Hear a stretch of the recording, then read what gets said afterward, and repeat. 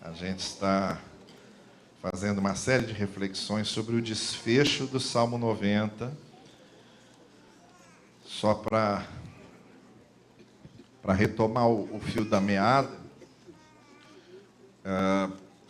Estamos falando do Salmo 90 justamente por causa das circunstâncias em que nós nos encontramos. Nós estamos no início de um novo ano, um marco que costumamos usar para novos inícios, e eu tenho dito que o Salmo 90 é um salmo de reflexão, em que ele nos ensina a olhar para trás, a vermos o que é preciso superar e usarmos o passado em favor do presente. Precisamos olhar aqui, o presente, onde estamos, fazer uma análise do que é a nossa situação hoje e projetar para o futuro.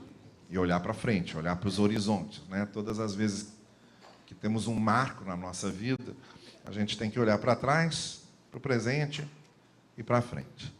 Fazer as reparações necessárias, fazer as reflexões necessárias, fazer as reformulações necessárias lá para frente. E o Salmo 90 trabalha com isso. Outra coisa que eu disse a vocês é que ele, na primeira parte, até o versículo 11, ele fala sobre as duas grandes ansiedades do ser humano, que é o fato de sermos mortais, de sabermos que vamos morrer, que estamos aqui de passagem, somos aqui peregrinos, a gente chega e vai, a gente chega e vai, a gente chega e vai. Todo mundo é peregrino, todo mundo é mortal, todo mundo chega e todo mundo vai. Essa é uma ansiedade que temos. A angústia de sabermos que somos passageiros e efêmeros. A outra angústia, a angústia da nossa fabilidade, do fato de sabermos que não somos perfeitos. E aí a gente entra nessa ansiedade tão grande, né? Poxa, se a vida passa tão rápido, se a gente está aqui só de passagem, seria tão importante se a gente fizesse as coisas sempre certo e tomasse todas as decisões corretas e as escolhas fossem sempre as melhores. Mas aí a gente descobre que não é assim que acontece.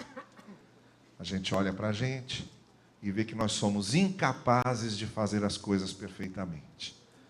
Nós somos incapazes de acertar sempre. Nós somos incapazes de escolher bem certo. Sempre. Somos incapazes de tomar sempre as decisões certas. Incapazes. E aí a gente tem que engolir esse sapo. O sapo de sermos imperfeitos. E o Salmo 90 fala disso. Fala dessas grandes ansiedades do ser humano. A ansiedade da sua mortalidade e a ansiedade da sua imperfeição. Por causa disso, ele faz 6 orações. Faz 6 súplicas. Ele faz 6 petições. A partir do versículo 12 até o final, em cada um dos versículos, você tem um pedido. Você tem uma súplica. Nós já vimos 3. Nós vamos ver hoje a 4ª, no versículo 15. Então, nós já vimos a primeira: ensina-nos a contar os nossos dias para que o nosso coração alcance sabedoria. Isto é, o fato de nós sabermos avaliar o passado e crescermos com isso e nos tornarmos cada vez mais sábios. Se somos mortais e se somos imperfeitos, a gente precisa alcançar cada vez mais sabedoria. Se não sabemos, precisamos saber cada vez mais. Se não conhecemos, precisamos conhecer cada vez mais. Se não somos sábios, precisamos ser cada vez mais sábios. Isso é um pedido que ele faz. Olha, já que eu vou morrer, e já que eu sou imperfeito, pelo menos nesse tanto de vida que eu vou viver, que passa tão rápido, que eu seja sábio para saber viver bem. É a primeira petição que ele faz. A segunda petição, volta-te, Senhor, até quando será assim? Tem compaixão dos teus servos, tem a ver com essa nossa consciência de imperfeição. Nós já falamos sobre isso também. A busca do Senhor para que nos ajude a superar as nossas imperfeições e os nossos erros. A consertar o que a gente estraga. E a impedir que estraguemos mais. A terceira oração, que nós vimos domingo passado à noite, é essa: satisfaze-nos pela manhã com teu amor leal, e todos os nossos dias cantaremos felizes. Já que a vida é tão breve, tão peregrina, tão passageira, tão efêmera, a gente quer buscar essa satisfação na vida. E a gente pede ao Senhor que nos dê a satisfação que seja a mais plena. A gente não quer só pão. A gente quer se sentir realizado. O ser humano não é só o terreno. O ser humano é o emocional. O ser humano é a realização interior. Não bastam só as coisas terrenas. Há outras realizações interiores que são importantes. E é por essa satisfação que nós pedimos ao Senhor e buscamos nele. E aí então a gente finalmente chega a este outro pedido, esse quarto pedido, que é esse do verso 15. Dá-nos alegria pelo tempo que nos afligiste, pelos anos em que tanto sofremos. Vamos ler todos juntos? Vamos lá?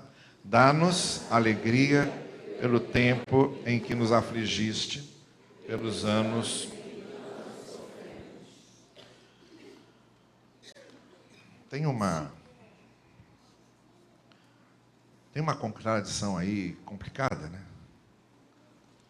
Difícil.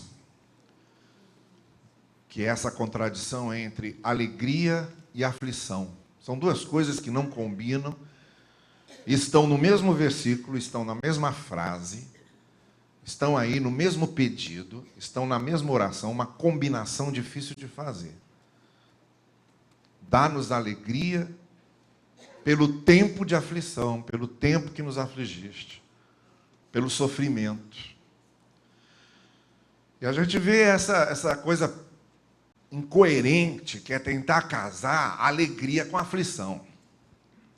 Porque na nossa cabeça, ou é alegria ou é aflição.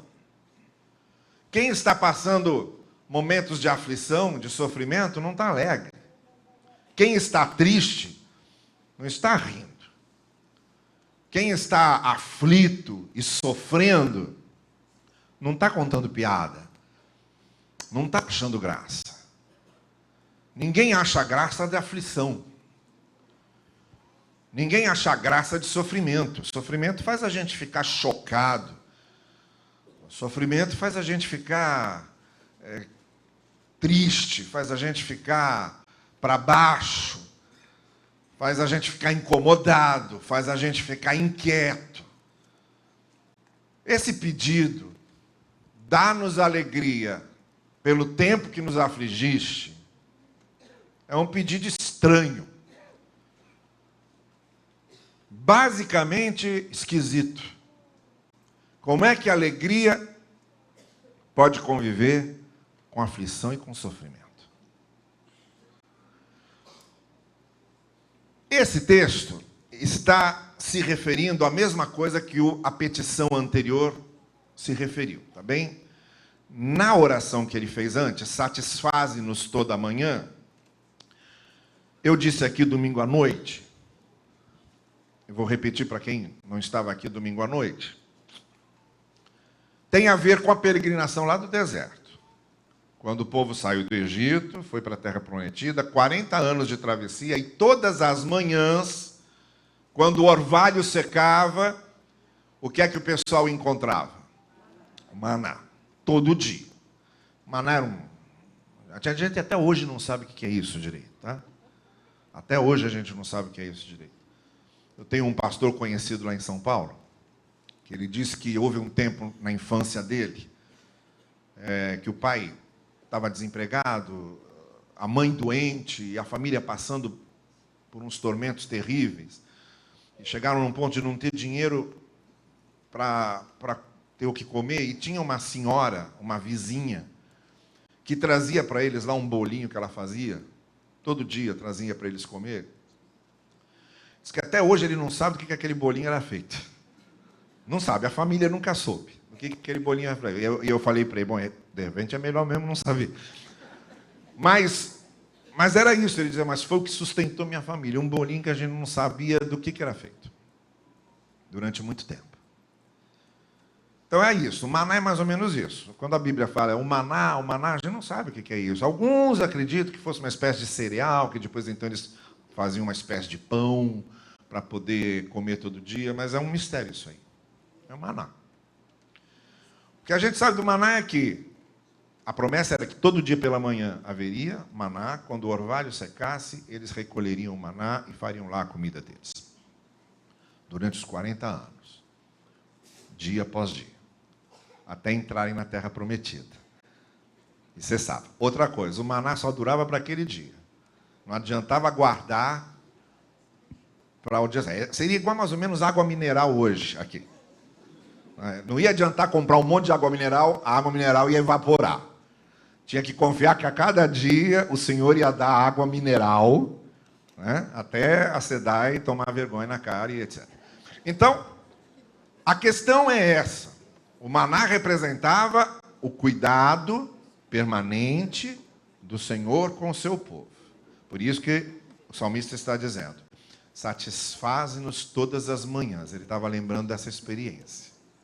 Todas as manhãs, quando o orvalho secava, tinha o maná. Esse pedido que ele faz agora também tem a ver com aquele tempo da travessia. Quando ele diz, dá-nos alegria pelo tempo que nos afligiste, ele sabia. Sabia do que ele estava falando. Porque quando o povo saiu do Egito, o tempo que eles iam atravessar o deserto andando era 2 anos. 2 anos. Do Cairo até ali onde é a terra de Israel hoje. 2 anos de caminhada pelo deserto, era o tempo. E a gente sabe que esse tempo se multiplicou e virou 40 anos por causa da rebelião e da falta de confiança do povo e da desobediência do povo. Então o salmista está dizendo o seguinte, olha, nós fomos afligidos por Deus. Ele permitiu que certas coisas ruins acontecessem por causa da nossa rebeldia. Por causa das coisas que escolhemos, por causa da nossa desobediência. E o que era para durar 2 anos acabou durando 40. A geração que chegou na Terra Prometida não foi a geração que saiu. Foi uma geração totalmente nova. Daquele grupo original saído do Egito, só Josué e Caleb é que entraram, nem Moisés. Moisés só viu de longe, mas nem Moisés. Então foi uma geração totalmente nova. Mas por quê? Havia essa consciência, porque fomos rebeldes. Não é Deus que estraga a coisa, é nós que estragamos. Deus faz a parte dele sempre muito bem feita. Quanto a isso, as nossas orações dizendo, Senhor,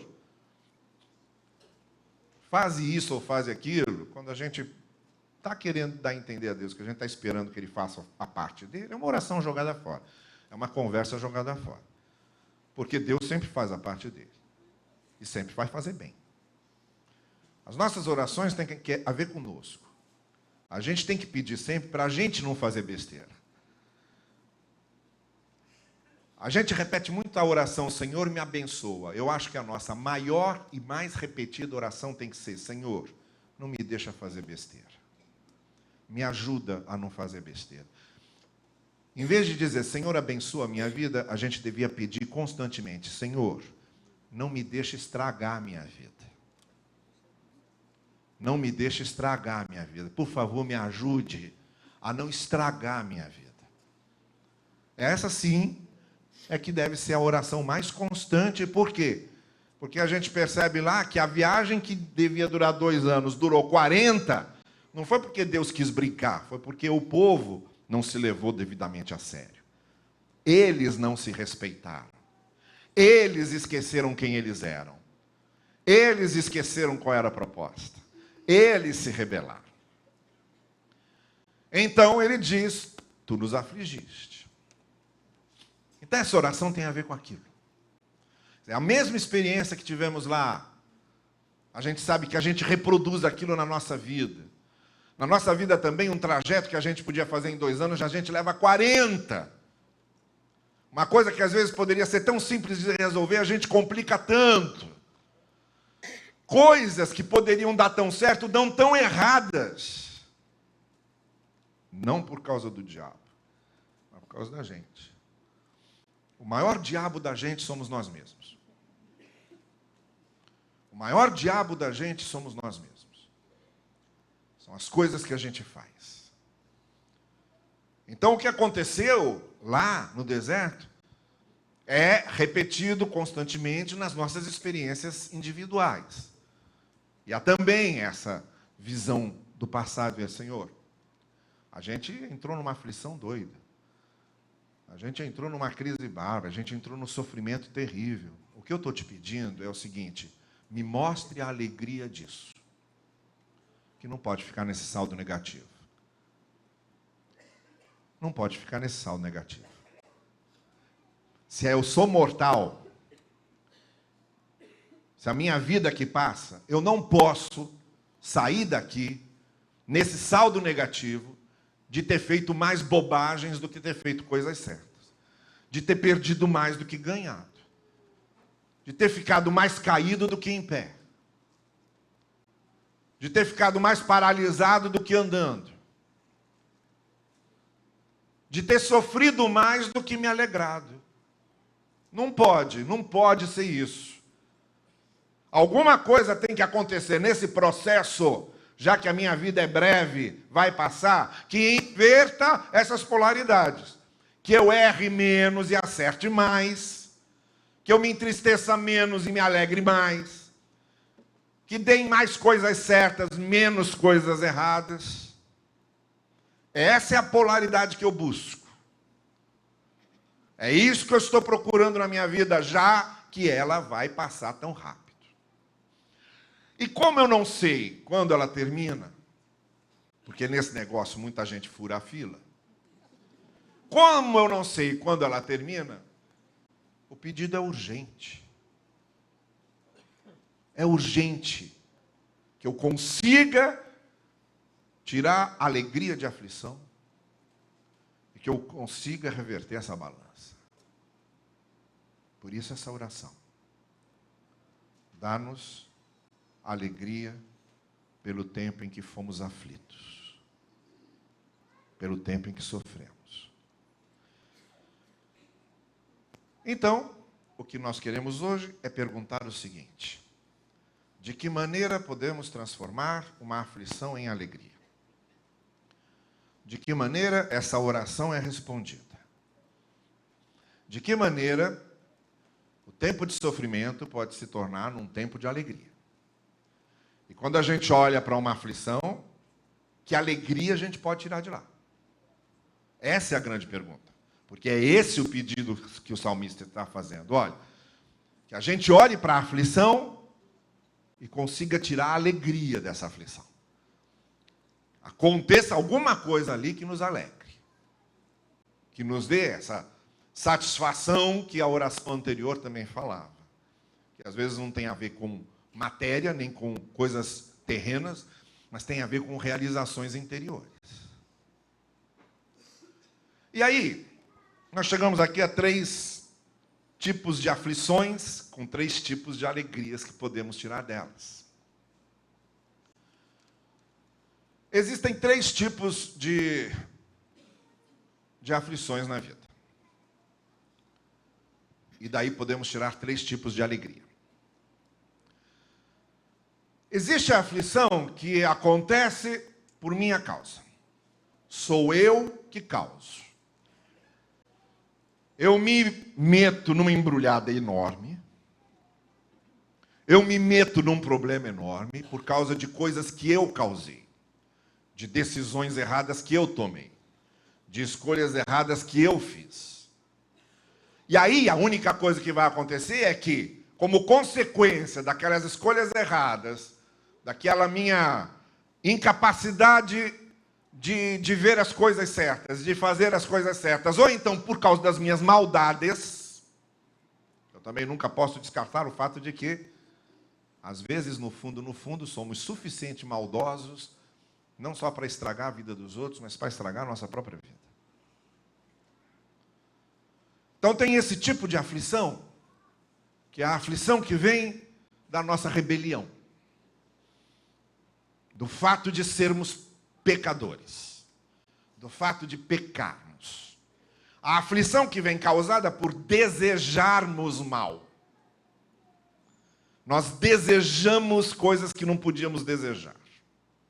Queremos coisas que não podíamos querer. E por causa do que sentimos mal, por causa do que desejamos mal, por causa das nossas intenções ruins, por causa das nossas rebeliões interiores, nós criamos aflições na nossa vida e na vida dos outros, porque a verdade é que no convívio geral, às vezes a gente estraga a nossa vida e, por extensão, estraga a dos outros, com coisas que fazemos.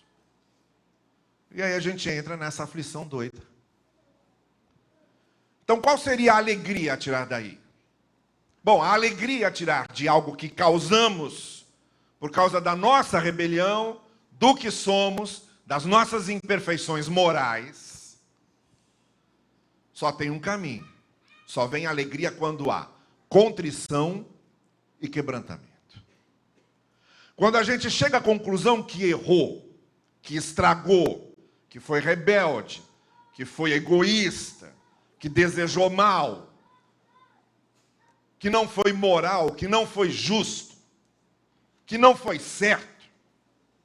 Quando a gente chega a essa conclusão que nós erramos, que nós pecamos, a alegria que a gente tira dessa aflição só vem através da contrição, do quebrantamento e do arrependimento.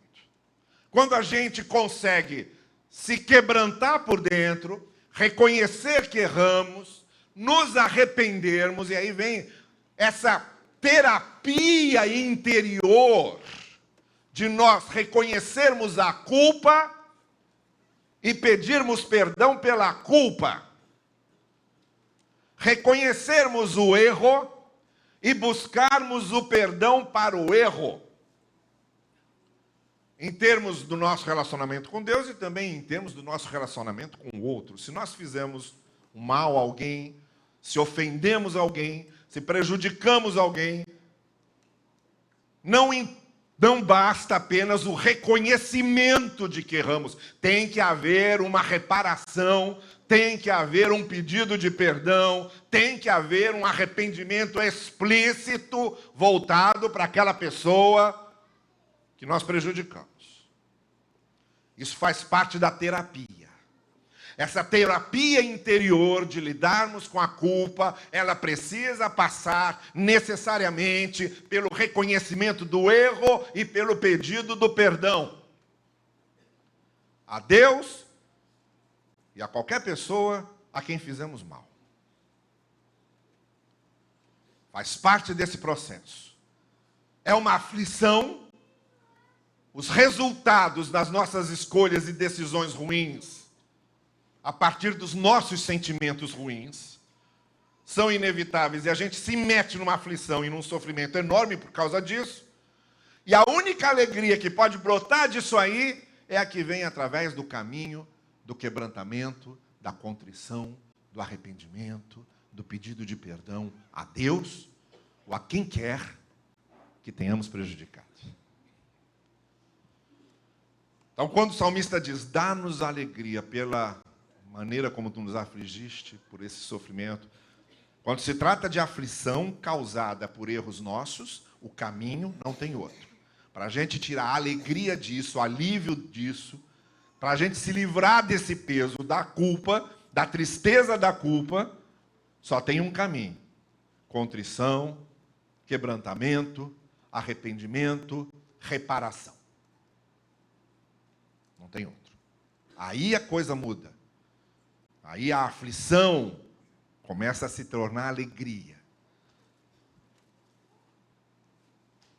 É o Salmo 32 e o Salmo 51 do rei Davi, pela história que vocês já bem conhecem do que Davi fizera. O que ele diz no Salmo 32 é: bem-aventurado é o homem que se arrepende e é perdoado por ti. Porque essa experiência do arrependimento e do perdão, do quebrantamento e do pedido de perdão, ela é indispensável para que aquela aflição tenha valido a pena. para que a gente consiga superar aquela aflição. Então, essa é a primeira coisa. O segundo tipo de aflição que a gente tem na vida é a aflição causada pelas circunstâncias. Aí já não é uma coisa que a gente quis que acontecesse. É uma coisa que acontece. Acontece por causa das circunstâncias da vida. Estourou uma guerra, todo mundo vai ser vítima daquilo. Aumentou a violência, todo mundo é vítima daquilo. Tem uma epidemia que todo mundo vai ser vítima daquilo. Não é que nós queiramos criar aquela situação, não foi algo que nós provocamos, mas é parte das circunstâncias, aquele momento, aquela situação, porque a gente vive ali aquele momento, a gente é vítima dessas coisas. Então são as aflições que a gente sofre com isso. Para isso também serve essa oração do salmista. Quando a gente está nesse sofrimento, dessas aflições, de coisas que são causadas pelas circunstâncias da vida, pela maldade do mundo, pela corrupção generalizada, por tragédias naturais, os terremotos, os tsunamis, os furacões. Ninguém pediu aquilo. Ninguém buscou aquilo. E aconteceu. Aconteceu levando tudo, carregando tudo, estragando tudo. E aí você levanta de um terremoto, levanta de um furacão, levanta de uma enchente, olha, vê o que sobrou e tem que reconstruir tudo. Não tem a quem culpar. Foi um fenômeno natural. Aconteceu. Mas está lá, agora faz parte da sua realidade. Faz parte da sua vida. É uma aflição. Que alegria a gente pode tirar disso? Que resposta o salmista podia ter?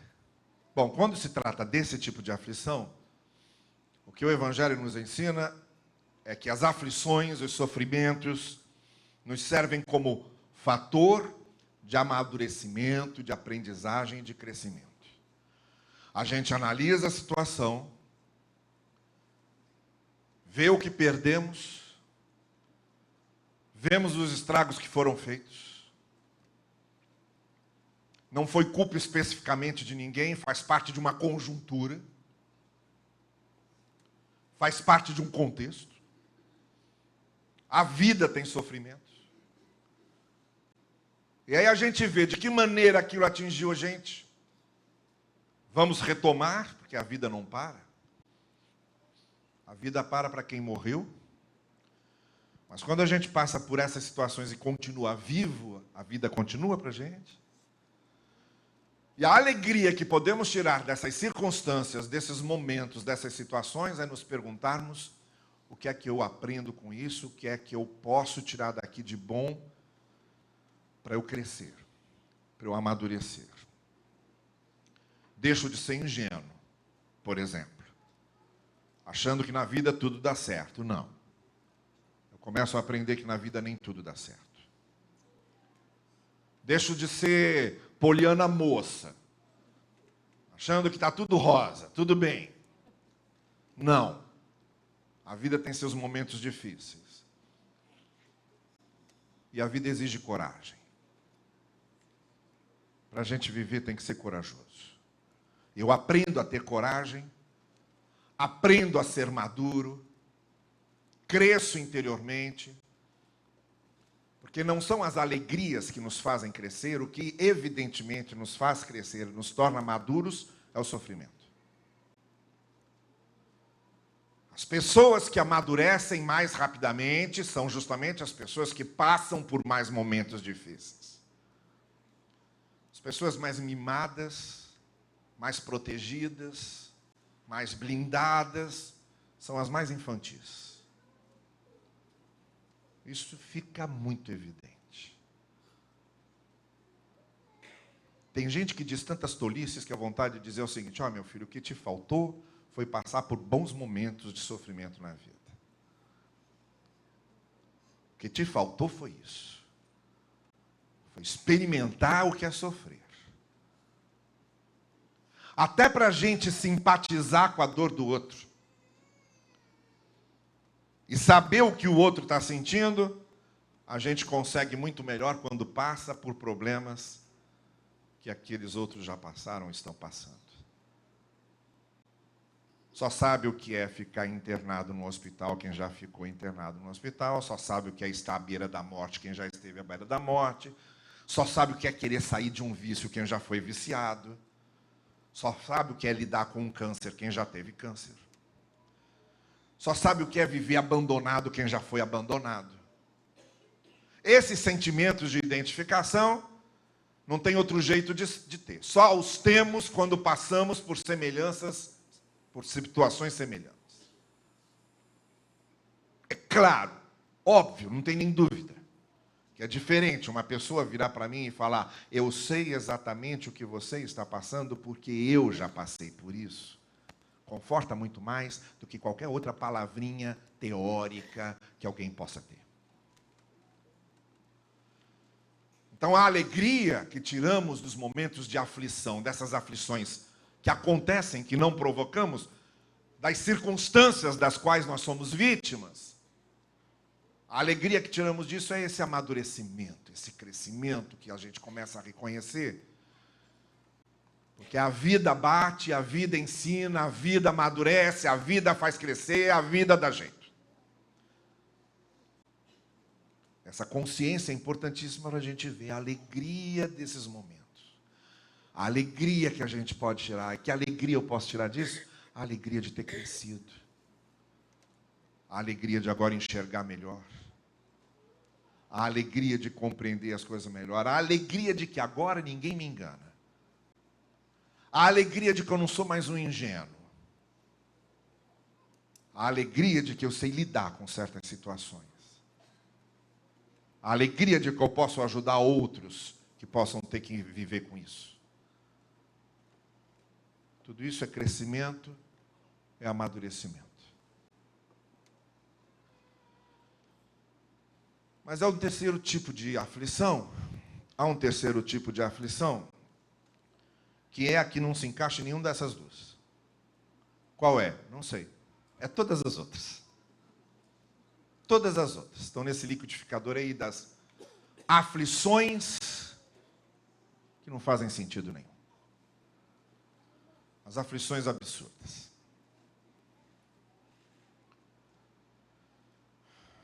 As aflições para as quais não tem nenhuma explicação. Essas aflições que eu causo, eu posso explicar. Falar: olha, eu estou nessa grande aflição e nesse sofrimento imenso por causa de um negócio que eu fiz lá. Eu sei explicar.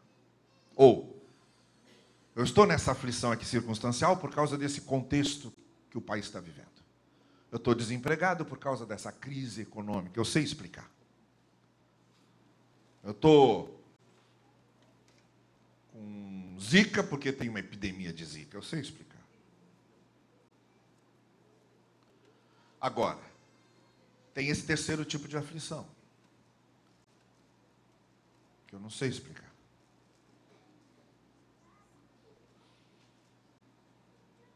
E aí, quando os discípulos viram aquele homem que tinha nascido cego, e perguntaram para Jesus por que ele nasceu cego, querendo ver um sentido nisso, que a gente tem essa necessidade de ver o sentido das coisas. Por que uma criança inocente nasce cega? E aí tentando fazer todas as vinculações religiosas, porque nesse afã de encontrar uma resposta, a gente se agarra a qualquer resposta absurda. As duas respostas absurdas que a tradição judaica dava é a seguinte: se uma criança nasce com um problema físico, até porque a ciência não sabia explicar, hoje a gente sabe o que é herança genética, problema genético. Naquele tempo não se sabia nada disso. Então a explicação que a religião dava, porque normalmente a religião quer explicar o que a ciência não pode, dava duas opções absurdas. Nasceu com problema físico porque os pais pecaram. Então ele está pagando pelos erros do pai ou da mãe. Ou, se os pais não pecaram e não é um castigo que está sobre ele de pai e mãe, ele pecou ainda quando estava no ventre da mãe.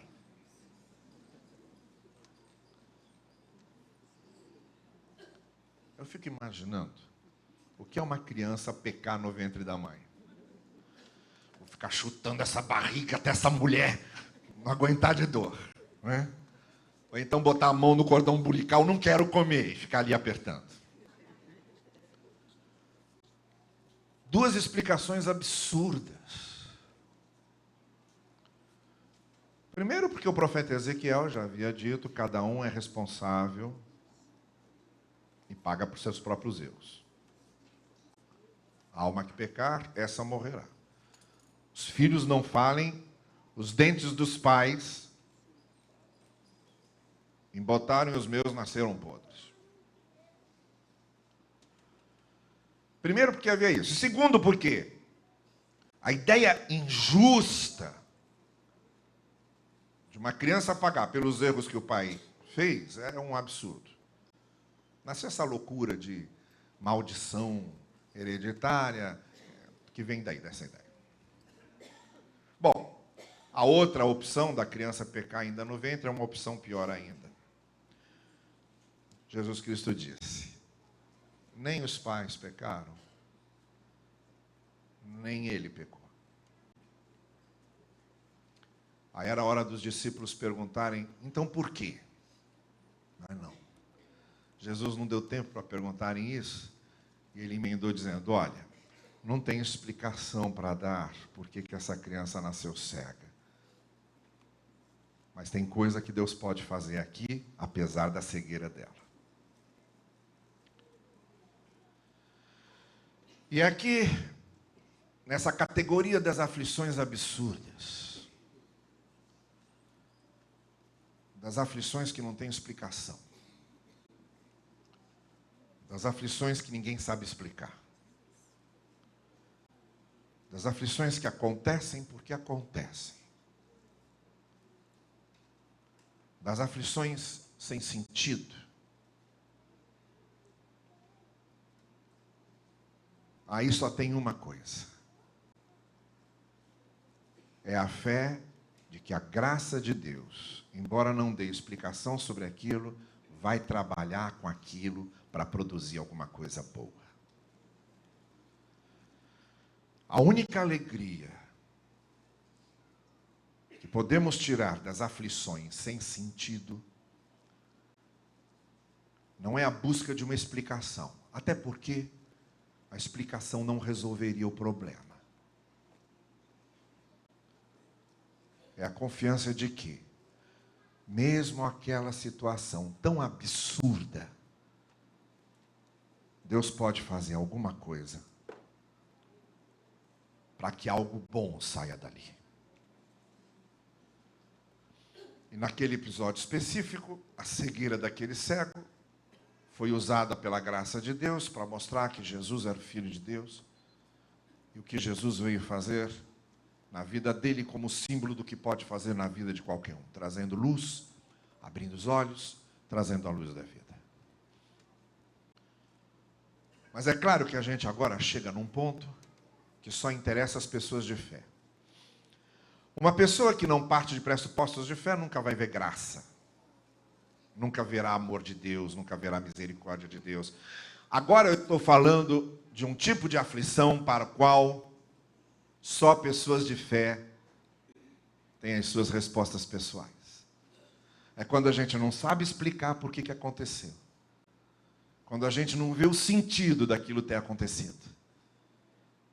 Mas como a nossa vida está na mão da graça, e como a graça opera justamente no sem sentido e na sem explicação, nós acreditamos que embora aquilo não faça sentido e embora aquela aflição seja real e existente, a graça de Deus há de fazer alguma coisa ali que no fim das contas acabe servindo para o nosso bem. Então, quando o salmista diz, dá-nos alegria pelo tempo que nos afligiste, ele estava pensando nisso. Se fui eu que causei, e estou numa aflição, que é culpa minha, que eu me arrependa, que eu faça as reparações necessárias, que eu me quebrante por dentro, que eu me livre dessa culpa, que o Senhor me perdoe, ou que qualquer um me perdoe a quem eu tenha prejudicado, e eu encontro alegria aí nessa aflição. Ou, se eu estou numa aflição que vem das circunstâncias, da conjuntura em que vivo, que não foi algo que eu provoquei, ou que eu causei, não foi uma escolha moral, mas aconteceu porque há um contexto circunstancial que provoca aquela aflição, que provoca aquele sofrimento, que a alegria que eu encontre nisso seja a de crescer, a de amadurecer, a de deixar de ser ingênuo, criancinha, birrento, mas que a vida me ensine a ser pessoa adulta, madura, consciente. Aí está a minha alegria. Sofri, comi o pão que o diabo amassou, mas olha, hoje eu sou muito maior do que eu era. E melhor. Essa é que é a alegria que a gente vê. Agora, se eu estiver numa situação de aflição para a qual não tenho explicação nenhuma, que me é um mistério, que me é um absurdo, aí a minha fé descansa na graça e diz, Senhor, não há explicação para isso. Mas eu sei que na tua graça, todas as coisas contribuem para o bem daqueles que estão sob a tua graça e daqueles que te amam. Essa é a alegria que eu encontro. Mas é claro que essa opção é só pela fé. Fé na graça, fé na misericórdia, fé na bondade de Deus, fé no amor de Deus. Esse é um dos resultados que a fé produz na vida de uma pessoa.